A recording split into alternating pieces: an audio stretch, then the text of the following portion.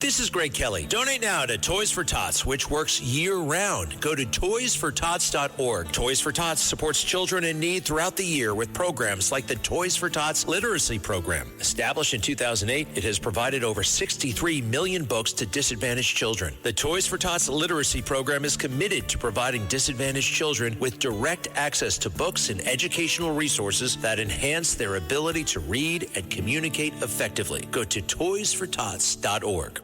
Listen, all you New Yorkers. You see? Taxi. Okay, man, we're looking around. This is the 77 WABC minicast. Sunday morning. With us is Stephen Fulop, President and CEO of the Partnership of the City of New York. And Stephen, you've been on the job for how long now? Since early January. So it's been a couple months, and it's been a whirlwind of tax conversations. Yes, you've had some experiences, and well, happy Passover. I hope things have been going well the last few days, and we'd love to get an update from you. We haven't talked in a few weeks of what the heck is going on in our city. I understand there's a little bit of panic with the S&P and Moody's having a few doubts here and there, and maybe we'll start with that because everything is going to depend on that too. Look, we have major concerns, as we mentioned last time, over the local economy. It's pretty fragile.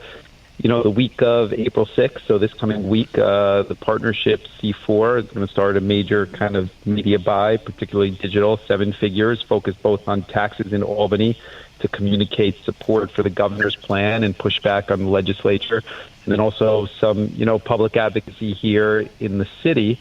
So, we're going to ratchet up kind of the overt messaging. So that's really important because I think the governor's been responsible, and we want to make sure people understand that new taxes just going to force people out of here. But, importantly, I think you met the mayor, so you probably have some perspective after you had a one-on-one with him. No? Well, I met the mayor, and he was. We were cordial to each other, and it was nice to meet him. I enjoyed talking to him, and he is a smart guy. And I said to him, "You're a smart guy. You went to Bronx Science High School," and I said to him, "Well, we're on the eve of disaster or on the eve of success because you can go either way depending on what you do." And I said, "I'm here to help." Because we all love New York City, and we're here to help you in any way we can help you. And he understood that, and we agreed to continue discussions. Do you think he understands that, more costs and more taxes will lead to an exodus of businesses and then only increase the affordability crisis? Or you think he doesn't really understand, or he doesn't really care about that point? I'm sure. Well, I'm going to tell you what happened. Some organization or some socialist organization or some I don't know who it was.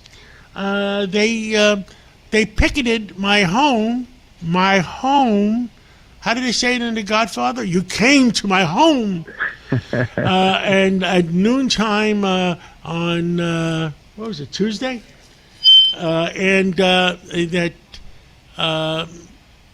I went there and confronted them. The good news is, the bad news is we didn't know if we were going to have 10 people, 20 people, 100 people, 200 people.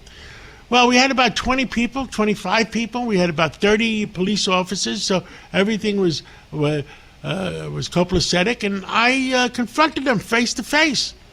And they're really after Governor Hochul because they want Governor Hochul to give the mayor the money that he doesn't have to balance his books, and they felt by putting pressure on me, I'm a friend of the governor, that I'll put pressure on her. I said, listen, I talked to everybody. I talked to the mayor, I talked to the president, I talked to the governor, but everybody has to make up their own decisions. Yeah. Do you think that the governor holds the line? I mean, we've tried to be supportive. As I said, we're going to spend some money in order to advocate publicly, but do you think she ultimately holds the line? I mean, the mayor is framing this really as he's going to be able to get a win by pushing Albany to raise taxes. And I know the governor has held the line. Just what's your gut? Is she going to be able to kind of continue that strong position for the next couple weeks? Well, it's there's an old expression. I had a Jewish mentor. I had many Jewish mentors. And one of the things he taught me, it's reasonable to believe a person will do tomorrow what they did yesterday. You ever hear that one? Right. Yeah, I did. Rule number 628, or whatever it is. And the fact is, what happened, she said no on congestion pricing. And then 5 minutes after she gets elected, she said, yes, we're going to put on congestion pricing. Yeah, so, look, I'm more optimistic. But I want to be optimistic. I want to. Yeah. I think she understands, because I know a lot of the business leaders have told her that the same way that Apollo announced that they're opening a second headquarters, I can tell you in the last week there's been several in the partnership that have reached out that said they're going down the same road, exploring options in Florida and Texas. And, some of these brands are major New York City brands that have headquarters here for 100 years. And, well, J.P. Morgan, they're leaving. Yeah. J.P. Morgan has more employees in Texas than they have in New York. Right. And right. Jamie Dimon was on Fox News the other day, and he says that they are looking for alternatives all the time, and that the blue states are going to suffer a lot of losses. Yeah.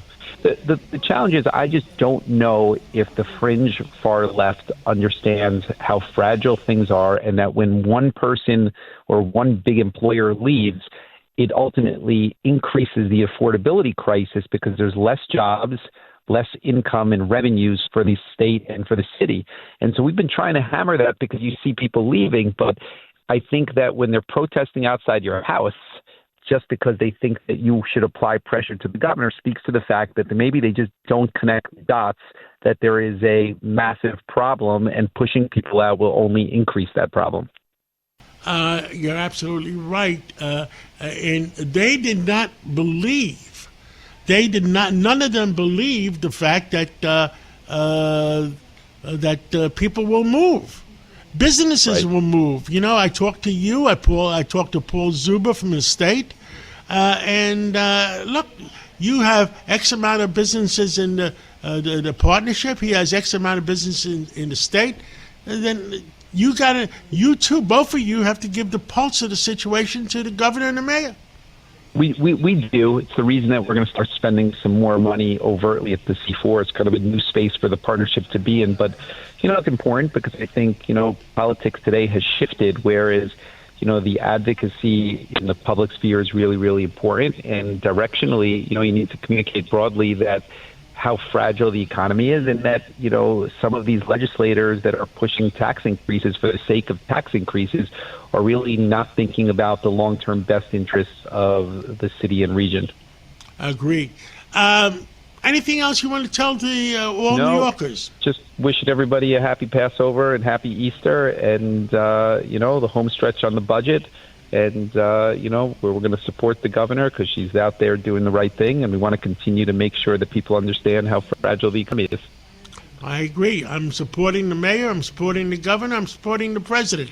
We need checks and balances, and we want to make sure that everything balances. That's quite a group that you got there. Have a great Easter, John. Thank you so much, and you have a great rest of the Passover and a great Passover season. We'll catch up again soon.